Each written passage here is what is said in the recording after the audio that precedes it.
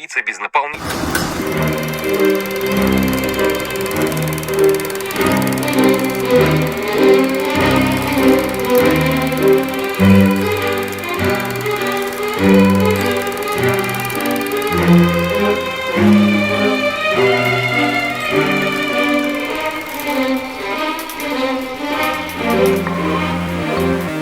Привет, пока, до свидания, спасибо.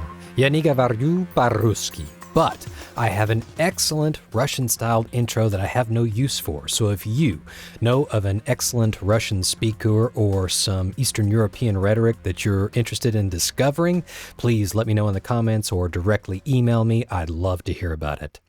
Now, on to something that you're definitely more concerned about. Conclusions on Speech 4. I have some conclusion solutions for you.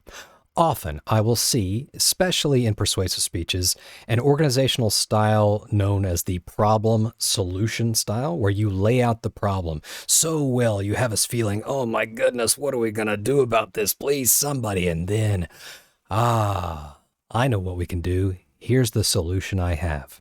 There are several problems that I see often with this style, and we're going to fix them right now. 1. The problem is not laid out accurately or completely honestly, in that you're creating a straw man and not addressing a great opposing argument. Don't make this mistake.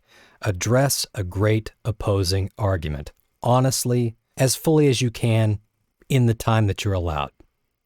2, you spend all the time on the problem so that you have no time for the solution, and at the end of the speech you say, so we better do something about it. Like what? You must spend time on the conclusion. It is super, super important. Usually conclusions and introductions work best when they're roughly the same length. Spend time fleshing out that conclusion. 3rd, your solution is impractical. So we should end world hunger. Thank you. Thank you. I now propose that we stop bullying worldwide today. Thank you. Thank you. So remember, never get angry, just breathe. Don't make these mistakes. Let me give you 3 alternatives, 3 concepts to seriously consider when creating this conclusion.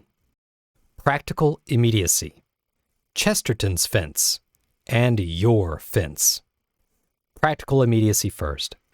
Your solution needs to be practical, and it needs to be something that the audience can do, put to use right now, today.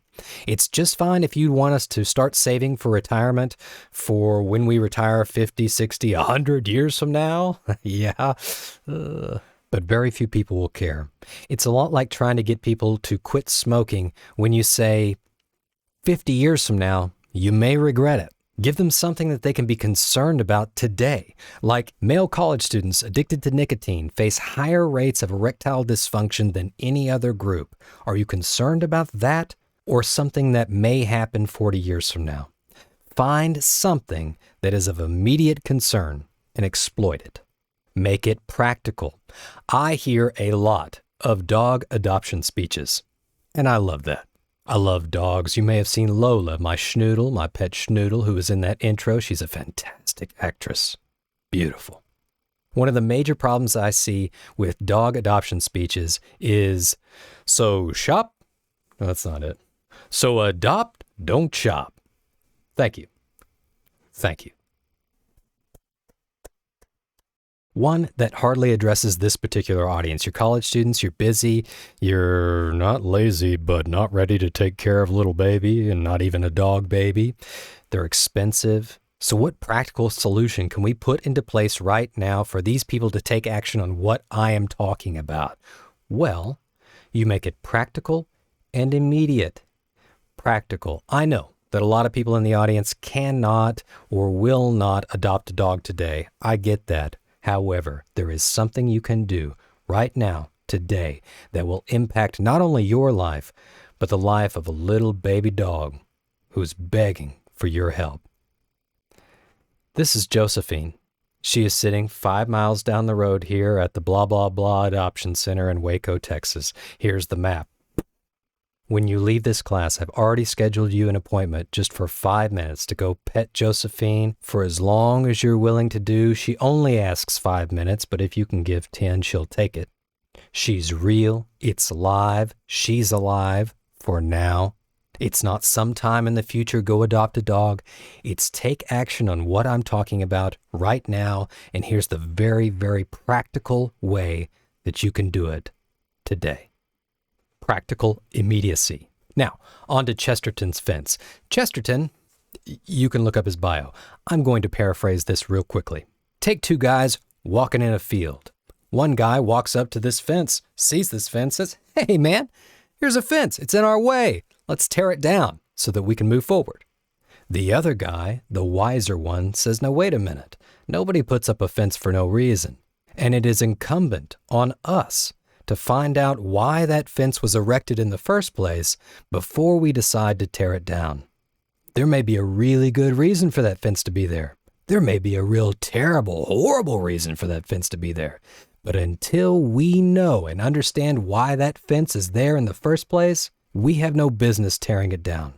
Before you suggest that we make a change, you need to establish that you fully understand what it is that we're changing and why." And now for your fence. It's important for you to draw a fence around your idea, to separate it, to differentiate it from other ideas. This is something new. This is something unique. It doesn't have to be wholly unique. It does not have to be wholly new. Good luck with that. The world's been around for a long time. Human beings have been trying to figure stuff out for a long time.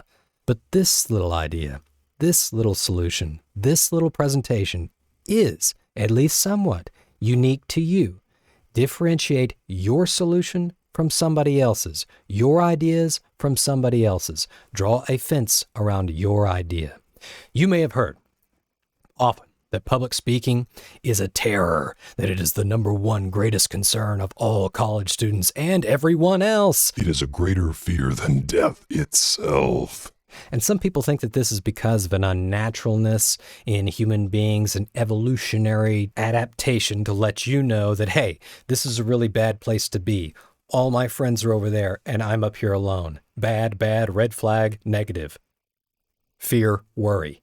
Other people think that this is some type of environmental societal ill, that this society is so judgmental, so critical that we've crippled people from even stepping forth and expressing an idea with fear of judgment, embarrassment, and shame. And there are elements to both of these ideas that are really good, valid, and sound. But I'm here to tell you that it's something else.